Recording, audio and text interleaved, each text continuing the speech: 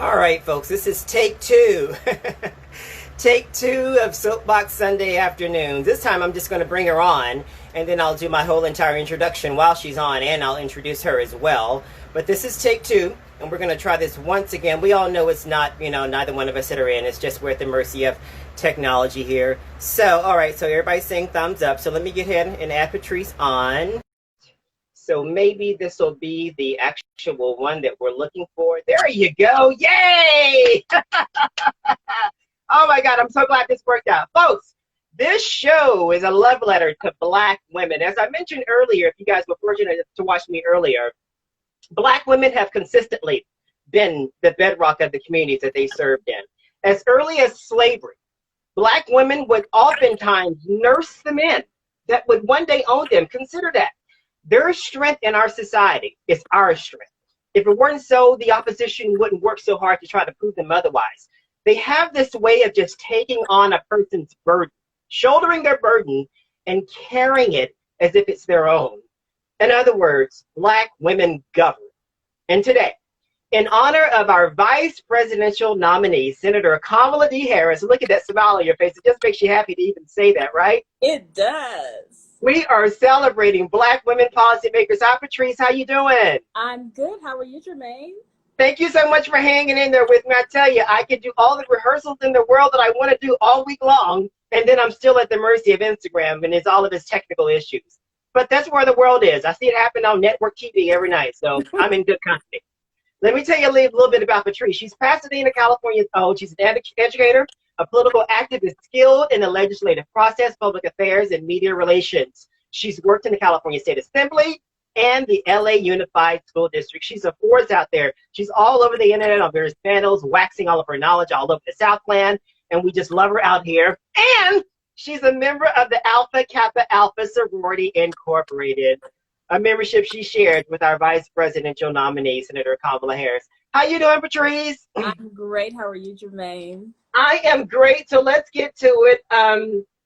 As early on, Black women have always been moving the needle within our communities. They have. But largely their efforts are unsung. You don't hear about them. Their names often don't make the marquees of the history books, if you will. But a woman that is near and dear to you, Nellie Quander, had a big role in the women's suffrage movement. Can you talk about that?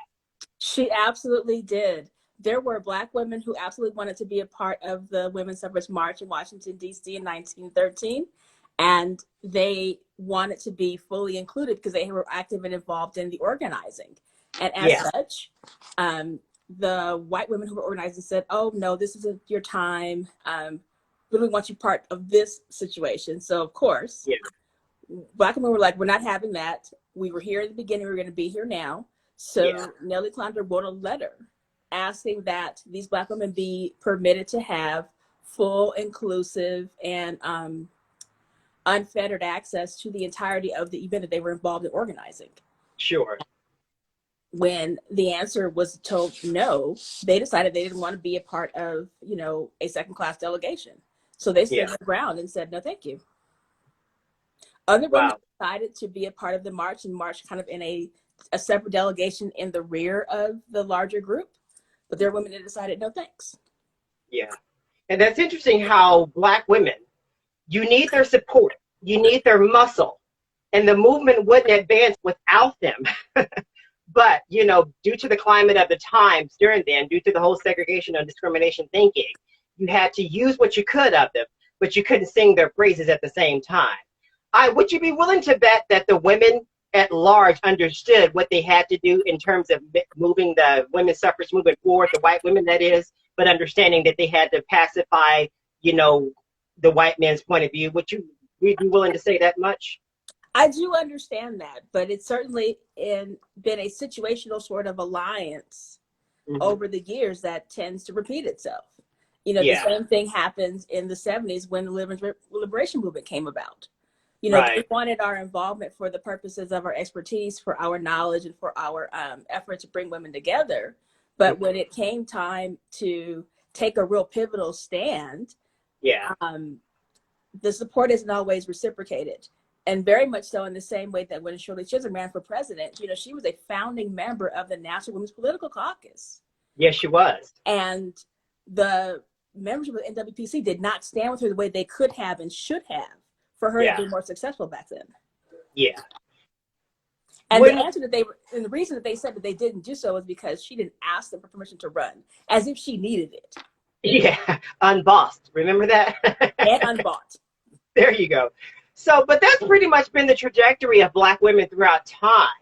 They don't mind doing the heavy lifting because I guess innately they know that the progress, that the gratification would come much later. And that's just a thinking and a fortitude that you guys only have.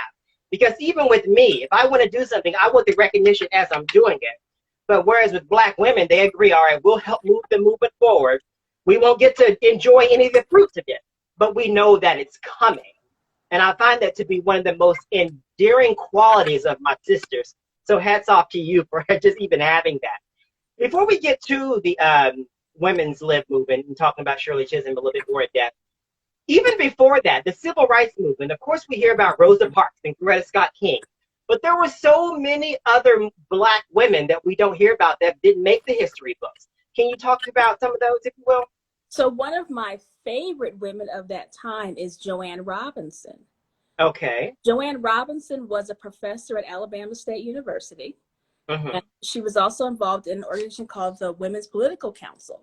And what they did is they organized professional Black women to give them a space and a voice in sort of the civic issues of the day back then. And one of the issues that the WPC took up, and they get very little credit for, is organizing the Montgomery bus boycott.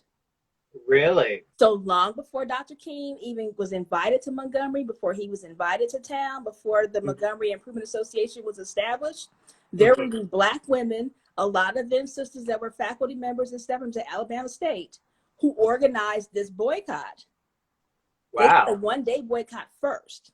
After Rosa Parks was arrested, they organized the boycott. And then after they decided, when it was successful and people wanted it to continue, they stood up the infrastructure of organizing the boycott, organizing the carpool system, organizing all of the efforts that it took for people to have that prolonged and sustained, year-plus advocacy effort.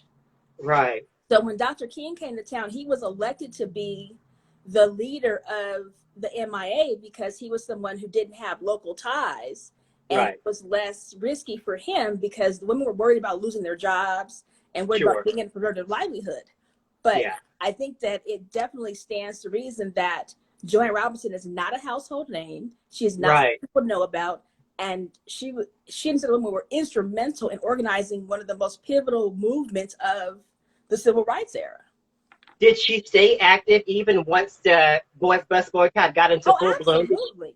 Okay, all right. And Dr. King certainly credits her involvement. So it's not that she was shaded in that way, but he certainly credits her involvement. And she declined an opportunity to have a leadership role in the MIA because, again, she wanted to preserve her livelihood. Right. So she just more so stood in the background out of survival and just wanting to provide for her immediate family, not understanding the repercussions of everyone knowing your name could just not just affect her, but affect anybody in her entire family and her unit. I understand that. And there are a lot of more women, that are unsung like that. And it's like we often have to tell their stories because it's like they always relegate Black women to just being one or two when it takes a force, a conglomerate of them to move it forward. And that's what this show is about. And we don't want to diminish Rosa Parks and, Coretta Scott King and even a million one. But we need people to know that it took an army of them that are largely unsung to get it to where it's going, much like today. Now, let's talk about the Black Power movement. We always talk about Cleaver and all them and the ones that came out of Oakland. But, there were a lot of Black women that were, very instrumental in that. Do you know any names that you could possibly inform us of that, were very prevalent during the Black Power movement? Well, I'll talk about Elaine Brown for sure. In the movement. There is a woman that was in Los Angeles that I am drawing a blank on her name. So there was kind of like the activism that was happening in Oakland at the time with the Black Power movement, and then it's the women that were in LA that were also active in terms of organizing and supporting the Black Panther Party's efforts there too. So there was some coordination on some level, but kind of running almost parallel activism effort because the climate was so different in the two cities. Yeah. I mean, the Bay Area just has always had a super robust spirit of activism that you can just feel when you walk into the city now. And like, Even to this very day. today, I Yeah. love that. And I am so grateful for the time I spent in the Bay Area during undergrad and thereafter for being able to sort of pour that into me. So do you think it was the strategic move on the brothers that were particularly at the forefront of the Black Power movement to keep the sisters doing more of the everyday work? Was it strategic in that point, or was it more of misogyny point of view? Well, since you're a woman, you know, what was the psychology of the Black man, or was it pretty much a mixture of both? I think it's a mixture of both, but I think that psychology still exists today. If there's a room and you have men and women, the role of, you know, taking the minutes or kind of doing those others, that soft work is always going to be, you know, the ass is going to go to the woman first in the room. Right. Before it'll go to a man. Yeah. Huh. Well, that's an interesting thing. Now let's talk. You mentioned earlier the women's lib movement. Gloria Steinem, all those names. Those. I mean, that immediately comes to mind. Burning of the bras. Are you familiar with Flo Kennedy? I'm not. You're not. Well, she was a force of the women's movement that was pretty much anchored in the New York City area. They had satellites all over the country, and she was pretty much the anchor in the New York City area. A Black woman. She was actually featured, her storyline was featured in the Hulu mini-series, Mrs. America. Oh, okay. Yeah, so that's who Flo Kennedy is. But, you know, when I was doing my research, I wasn't finding very many names, very many Black women that were coming out of it, but yet I'm sure they were prominent. You mentioned Shirley Chisholm. How significant was her role in society, in your opinion? Like with her presidential run, a lot of people see it as symbolic. But was there an intent there that we just don't know about that you might can speak to? I think that her role was far from symbolic. I think that while it did have a huge opportunity for representation, I think that her legislative history, I think that her, you know, service as a member of Congress, her service to her community. And I think that what she saw in terms of being on the inside of this congressional body at that point in time, she saw that there was an opportunity for her to be able to lead at a higher level. And she was bold enough and courageous enough to step out there and say, I can do this too. Yeah. And I just think the fact that she got delegates wasn't ready for her. No, they were not. For her lack of ability, because clearly what we've seen today. But just for the simple fact that she was able to get delegates, white men were able to endorse her, was, in my opinion, was greater than, you know, pretty much her run. You know, the fact that there was someone willing to break away from the norm, break away from tradition and be like, wait a minute, I feel like this Black woman during this time can actually move this country forward. So when I study her, I look at more of the incremental things that she's done that our current VP nominee is actually standing on today. Now, I do understand that you have mounted a few campaigns there in the Pasadena area. What things did you take away? Like, what were the immediate hurdles that you saw that were pretty much in lockstep of things that you've read about in history that are still there when in your campaigns, your experience? So I did run for LA County Central Democratic Committee. And it was a very, very grassroots campaign. I didn't make a real significant effort to raise money. But I figured, I don't need to raise any money for this. I can do this. So I raised a little bit of money, but not a whole lot. And, it was a very crowded field. There were 22 people on the ballot with me for 7 seats. You know, me running on just pure name ID within my assembly, which covers, you know, a dozen cities. I think I did pretty well. I came out in about the middle of the pack. Ended up getting appointed as an alternate to the committee. Oh, wow. And I have a position as a co-chair of a committee within the party structure. So, you know, that's what to me, I call it failing forward. Yeah, exactly. So will there be more campaigns after this? I'm sure, right? Because you are formidable. There will be a campaign at the right time and the right opportunity and in the right level of service for me to be able to be impactful and successful. Patrice, I'm so glad that our paths crossed. I tell you, you became I'm a member of the K-Hive, if you will. Yes. As are you. And I just started paying attention to you because your point of view really agreed with me. And I'm so glad you said yes. Excuse all the technical difficulties of Instagram Live. Things like that happen. But let's just hunker down and keep moving forward. I swear to God, you have all the fortitude and all the insight to keep your area going, and I'll keep mine going. And hopefully we can get a win out of this thing come November 3rd. Absolutely. We need to be talking to all of our friends and neighbors about election season. Yes. It is no longer election day, it is election season. Exactly. My vote by mail ballot arrived yesterday. Yay! I'm still waiting on mine. So I am super excited to go ahead and fill that out. Yeah. I think we also need to start level setting people's expectations now that you will not have results on November 3rd. It's probably going to be about 2 weeks. Yeah. I think easily it's going to be about 2 weeks before we know definitively what the results are. And I would much rather wait it out and know that we have good, solid, accurate, reliable results versus leaning on what you might have on the instant gratification side. Are you feeling a lot more confident when you look at the polls, or do you pull away from that? Like, what do you get your gut feeling with? I do not live or die by polls because polls do not vote. Yeah. People vote. Yeah, and I've never been called, so that's why I'm always skeptical of them. It's like, wait a minute, I'm so active. You have my email address, and I get emails and texts all over the place. How come no one's ever asking me for what I'm equipping in, and things like that? So I kind of wonder where this data from the polls are even coming from. But at the same time, I got to be honest with you. Yeah, they kind of do give me a little bit of a sad as to, where we might be going. So it's kind of like, depending on the day, how I'm feeling personally, if I buy into it or if I just dismiss it. Patrice Marshall McKenzie. Our friends, keep talking to our neighbors, make sure that people are voting. Vote early, vote smart, vote in the safest way for you. I am going to be a poll worker. I'm actually taking off 5 days from work. To work during early voting because I want people to go to a polling place, see somebody who looks like them, is invested in protecting their vote, is invested in giving sure that they have the right tools for enfranchisement. So I will be at my polling place. And this right here, folks, is why I love Patrice Marshall McKenzie. Guys, you can follow her. She's on Instagram at PatriceMO8 and on Twitter at PatriceMO8. Or if you want to check her out on Facebook, she's Patrice Marshall McKenzie on Facebook. Thank you so much for being here with me today. Let's keep moving, and you'll come back when I have all the technical issues worked out. Absolutely. You have an open invitation anytime, Jermaine.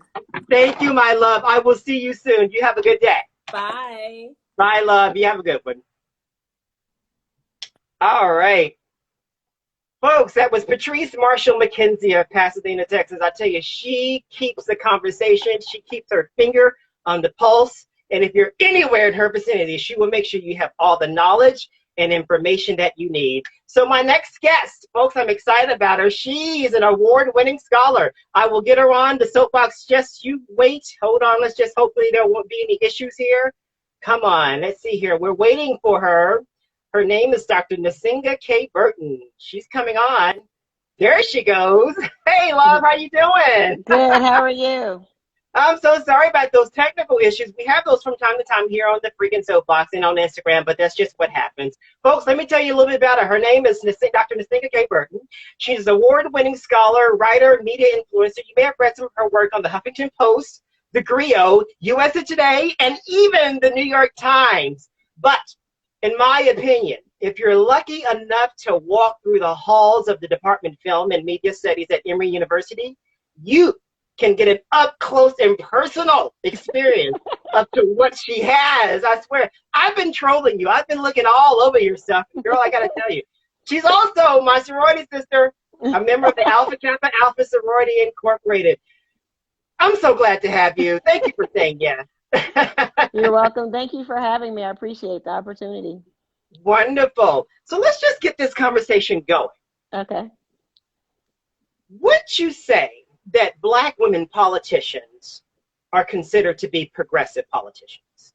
By and large, yes. I would agree with that. Yeah, you would. I mean, we have a history of it. Black women have been saving the United States from itself for almost 200 years. So, right. And if we talk about slavery, much longer than that. And then if you talk about Black women with indigenous ancestry, it's even longer than that, right? Yeah. So when we think about Black women politicians, mostly are progressive. Most are game changers. You mentioned Shirley Chisholm earlier. There's Barbara Jordan, Carol Moseley Braun. I mean, just, dynamic Black women who have done a lot of good for society and the communities that they serve. So, Yeah. yeah. Mm-hmm. And the reason why I asked you, because their very nature, what they symbolize, they're in a system that wasn't designed by them, Oh, yeah. Oh, yeah. and it wasn't designed even for them. Yeah, But they're exactly. but they're finding ways of legislating. They're finding ways of walking that tightrope of somewhat dismantling the system, if you will, and Yeah. legislating at the same time. I always think about our first Black woman senator, Senator Cal Mosley Braun, when she took on the United Daughters of the Confederacy back in '93, how that was one Yes. of her first pieces of legislation. You know about that. Can you tell the audience a little bit about her efforts during that time? Oh, yeah, sure. So actually, I worked on her campaign. I was a college student at Northwestern University at the time, and she ran and won in Yeah, '92. So I had the privilege of working on her campaign, but she was the first Black woman senator in yeah, Congress. And basically, the Daughters of the Confederacy, their trademark came up for renewal every 14 years. And right. of course, this is their symbol, which included the original Confederate flag in it. And so Carol Mosley Braun, who was was the first Black woman senator they had in Congress, was like, oh no, this is not going to happen. We are not renewing this again. And she really spoke about the indignity of it all and what the Yeah, Confederate flag meant to us. And it really was a come to a reckoning happened in right. Congress, and a Yeah, lot of senators, who had previously, voted for it, voted against it. With the, of course, exception of people like Mitch McConnell, even back then. yeah, He was at work back then, way back when, who did vote for it, but the vast yeah, majority voted against it. And that was really, I guess, the turning point and the starting point of yeah. really using her influence to create significant and longstanding change.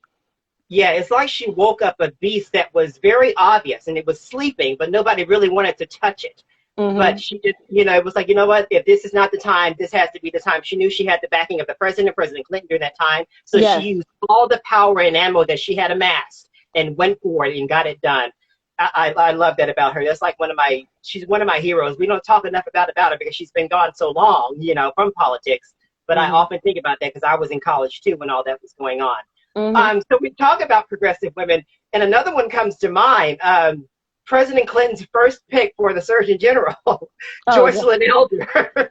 oh, yes, Joycelyn Do you Elder. think she was ahead of her time, Dr. Oh, Burton? I mean, listen, Black women are always ahead of the game. We're always ahead of the time. We're ahead of the curve, whatever. Yeah, Joycelyn Elders was like, listen, we're gonna keep people alive, right? We're Yeah, gonna keep people healthy. People are sexual beings, and we need to talk about bodies, and we need to talk about what you're doing with your bodies. This is yeah, at a time when HIV and AIDS was yeah, ravaging, particularly Black communities, but also LGBTQ communities at that time.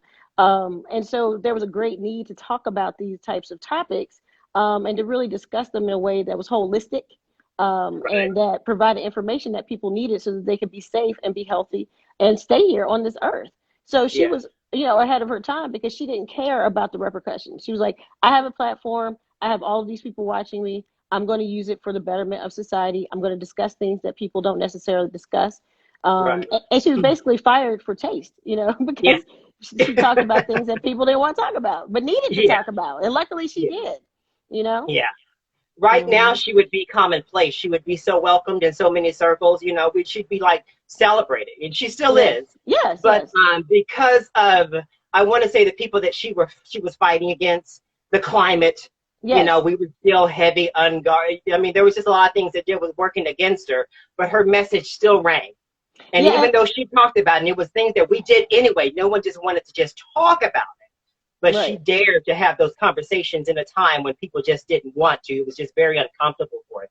Right. Yeah. And also people are used to policing Black bodies, right? Yeah. That's America. People are, Yeah. and Carol Mosley Braun, like they're used to policing Black bodies. Okay, we let you in. So this is what you must do as a Black person in this particular space, right? Right. So, we go in and like Audre Lorde told us to do, we use the master's tools to dismantle the master's house, right? There you go. And they don't like that because they do, Yeah. those in power do feel uncomfortable. They are made uncomfortable by confident women, by informed women, and by women committed to change. And so Joycelyn Elders, was fired because she refused to yield to the pressure that they were giving her and telling her what she could and could not say in that position, which had not been done previously with the men who had been in that position before. Who basically established whatever agenda and strategy they wanted.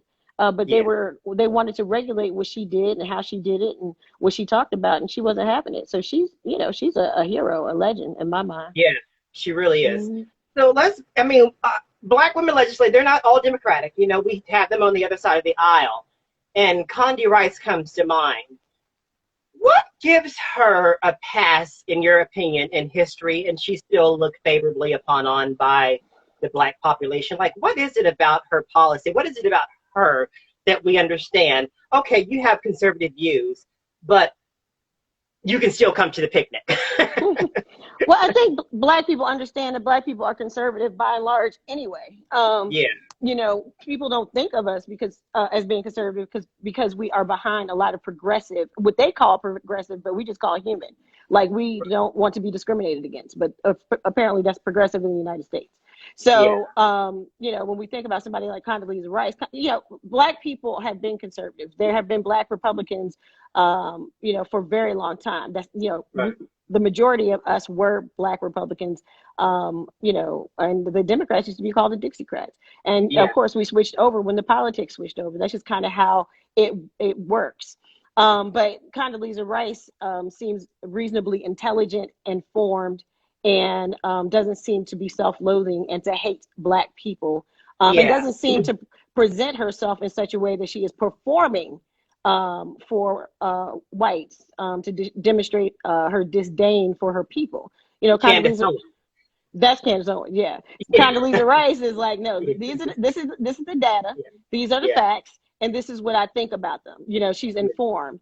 And so I think that's why Condoleezza Rice, even though she was critiqued a lot for being part of the Bush administration and for her conservative politics at Stanford and other places, she was respected because she presented herself in such a way that was informed and not inflammatory. Now, Candace Owens, on the other side of that, appears to be reasonably intelligent, but has engaged in so much of what I call that Republican rhetoric and ways of presenting information that is really abusive and bullying.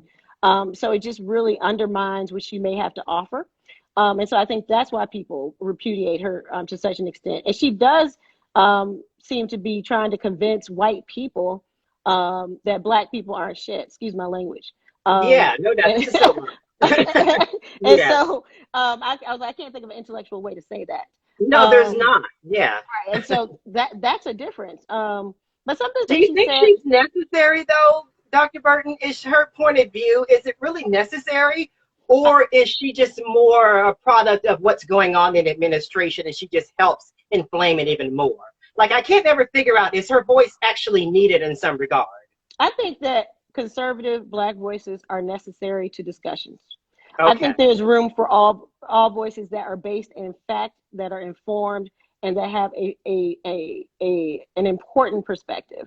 The problem with people like Candace Owens is that she takes the party line and all the lies that go with it and just, pushes it down your throat. And I'm like, you cannot do that to people, particularly thinking people. And you should not do that to your own people. There's nothing wrong with being conservative. There's nothing wrong with being a Republican necessarily. The problem becomes when you elevate the priorities of white Americans over your own people, and you do things that are to our detriment, and you refuse to call out racism and sexism and all these other isms because you don't want to get kicked out of the country club. And it's like, do you find that she's being manipulated? Patrice just mentioned she's being manipulated. Do you find that she's being manipulated, or is it her own opinion? She's a grown woman, so I don't know. I don't don't think you can manipulate grown people. Like, grown people ultimately do what they want to do. And it has served her well. She's done very well towing that line. So if she wants to toe that line or do whatever it is that she thinks is appropriate for her, then that's on her. But that doesn't mean you can't be critiqued and you're not going to hear about it. Yeah, she's gotten a lot of mileage out of this platform, which I'm really, especially in this day of time, there's such a hurry up and forget about it on to the next sensation. But, she's still going on with it. And I'm just wondering, what is it that's pumping her? I know she had the whole Kanye train at one time, and then that went kaput. And then Right. all of a sudden she reinvented herself. So I'm like, how is she getting this? But I feel like just as this administration is imploding, so will her platform. I can't Yeah. see her being relevant, post a Trump administration. I just can't, unless she's doing something that's just hella sensational and we can't help but pay attention to it. Right, You right. know? Yeah. I mean, I think we don't know. Yeah. But I think we do know that, and that's what we're seeing, right? The last gasp of this Yeah. administration, right? All of Yeah. the lies, all of the terror, all of the discrimination, all of that stuff is boiling and is coming to a head, and it has exploded. So if you want to be remain a part of that, explosion, if you want to be on that Titanic and go down with them, just stay on Yeah. it, Candace. But if not, Black people are very forgiving people, Yes, we so, are. Yes, we are. but she may be able to work her way back into the fold one day. But Who it's going to knows? take some long years to get over Yes, that one. absolutely. Absolutely. Your thoughts on these, and I call them the modern day Black women in politics. They are political figures. The women behind the Black Lives Matter movement. Oh, yeah. Patrice, Garza, all of them. Initially, when BLM was trending, I had to figure out for myself what it meant. And then when it became cemented and I understood what was going on, then when the corporations got behind it, it's like, okay, I get it. It's here to stay. Do you feel like their approach is going to be the approach going forward, or they're just particularly needed for this highly inflamed time? Like, what do you see them going down the line? I see Black Lives Matter being here in perpetuity. Okay. I think these young sisters, young queer sisters, Black sisters, have done some amazing work, and they laid down a fantastic foundation that has only gotten stronger. I'm a skeptic and a critic, so when corporations get involved, I'm just like, okay, what's happening? But I understand. Well, they see the green, not just the black and white. They see the green. Exactly. Yeah. But I think that the grassroots organizing of it and what it became is fascinating. I think that they got, in order to get a multicultural, because it's really a multiracial, multicultural movement. And the numbers far exceed the multicultural nature of the civil rights movement that everyone talks about, the most recent one in the 1950s and 60s or what have you. But I think it's brilliant. I think that in order for anything to go forward in this country, we're going to have to come together. And so I think that's what they model, that's what they represent. And they have really demonstrated that queer Black folks don't have to be in the back. They can be out front. They can be making it happen. And they can be the leaders of all of our communities and bring everybody together. So I think they're going to be here in perpetuity. I just don't see it going away. Yeah, I think their approach in the beginning was a little off-putting to people who just weren't just used to the way they came at it. They were very forceful. They were in your face. They didn't back down. They didn't mind saying the word black in your face. Right. To this day, that still makes white people feel uncomfortable when you say black in their face. There's just something about it that makes them shudder. Right, and that's what they do. Because, I mean, even when people say people of color, they really mean Black people, right? But they don't want to say that, right? It sort of softens the blow for them and not for us. We're Black people. Yeah, we're proud to be Black. So, if you need to say that, and I'm making a point now to say I'm talking about Black people when people are like, oh, people of color. No, I'm talking about Black people. And this is like Black identified, Black consciousness. Blackness is a state of mind. It's not only a skin color, and a state of being.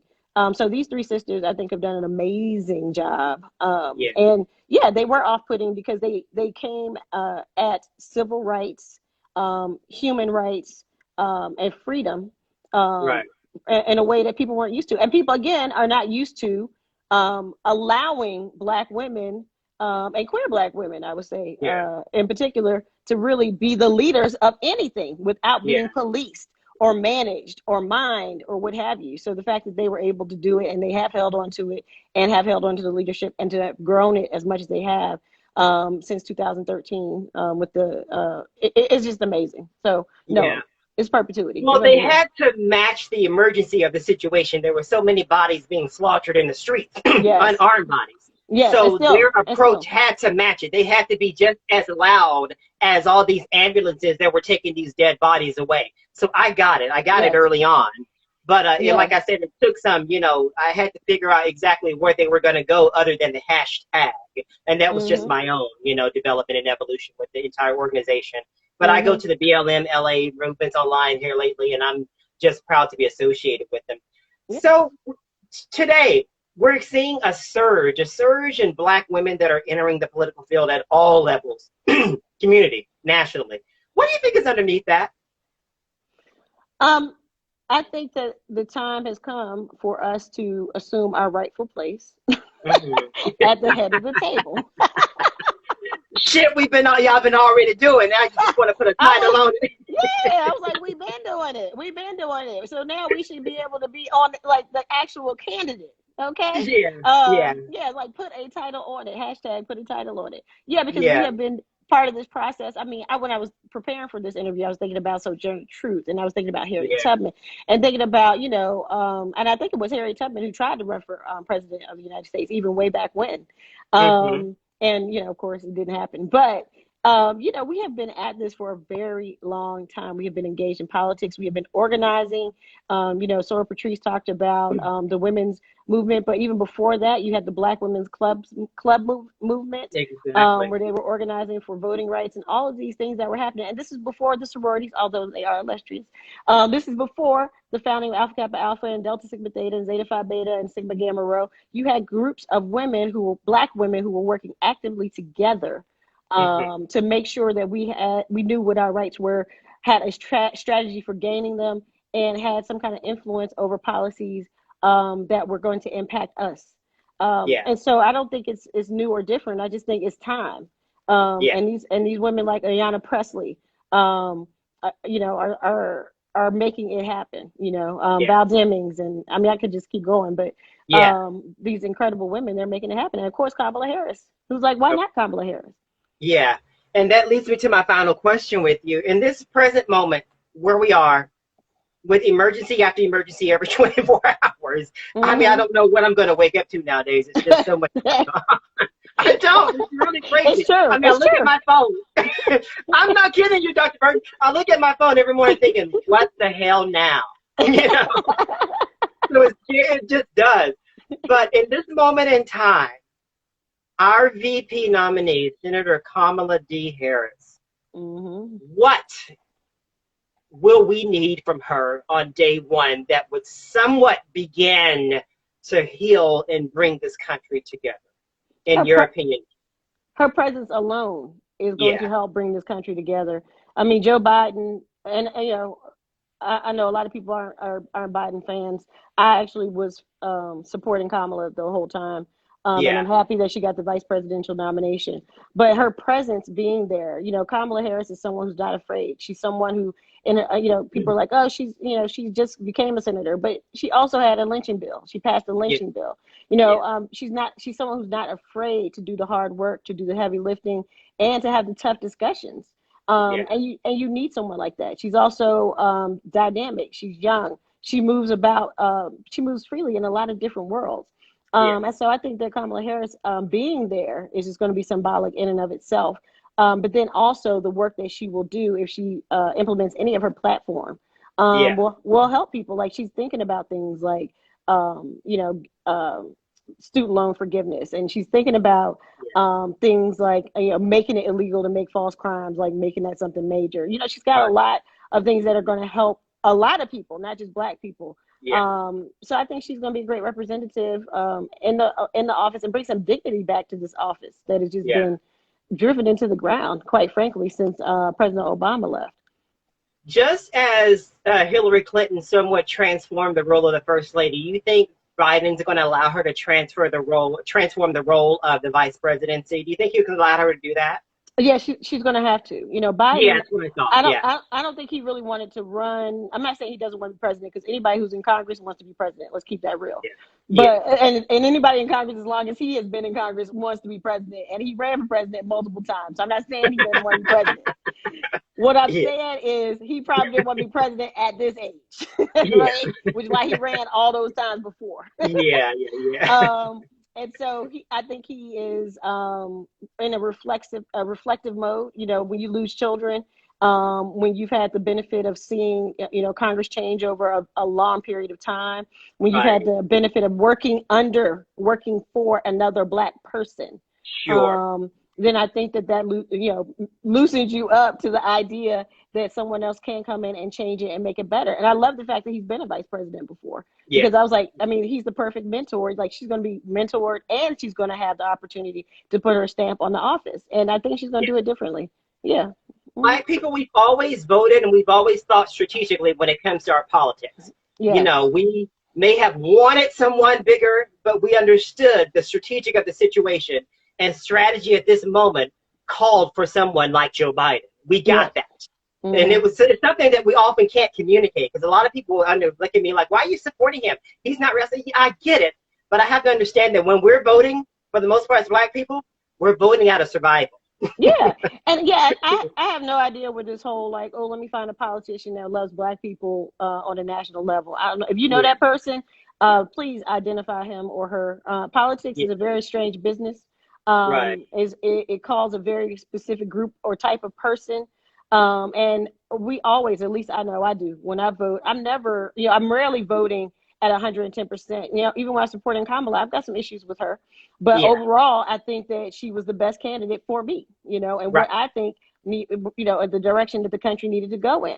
But I have some problems with Joe Biden, obviously. I had some problems with Buttigieg. I had some problems with a whole bunch of folks. But that doesn't mean that, because my candidate didn't get the president, I'm just not going to vote, or because the person who did get it has some made some problematic choices in the past, but you were perfectly happy to vote for him when he was vice president under Obama.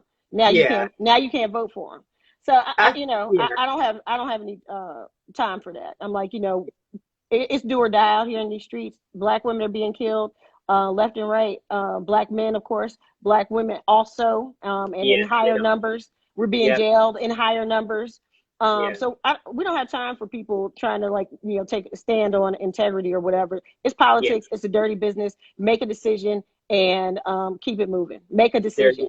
And if you're not gonna make a decision, then stop with the vigils. Stop with all the Facebook, pastoring and all that kind of stuff. If you're not gonna be a part of the process, that's always been my rub with Bernie supporters. They were so fervently behind him, but it didn't show up in the polls. It didn't show up in the voting groups. It did not show up in the polls. And the thing with Bernie, for me, it's so fascinating. And here's the thing with Bernie. Bernie, he disrupted the last election, truly disrupted it. Yeah, he did. To such an extent that I felt like what he should have done is then taken all of that energy and momentum and all of those people and created a third party that could actually eventually challenge the two dominant parties. But see, Bernie wanted to be president like everybody else who'd been in Congress for over 30 years, right? So instead of doing that, and of course that would mean he would not be president. Right. He went for, I'm going to try to stay over here. I'm going to try this disruption thing again, and I'm going to try to be president, instead of doing the heavy lifting in that third party space, because we do need another party. But, he's a politician like everybody else, and he wants to be president like everybody else. So people kill me with the whole Bernie is savior. I said Bernie is a politician like everybody else. He wants to be president, and instead of taking what he needed and could have taken and created a fantastic third party system, he chose to just go ahead and perpetuate the standing system. And so that tells you who he is right there, to me. Exactly. He had all the makings of it. He really, really did. But I felt like he sort of bought into the fame of it. Patrice calls them the keyboard assassins, because they are bullies online.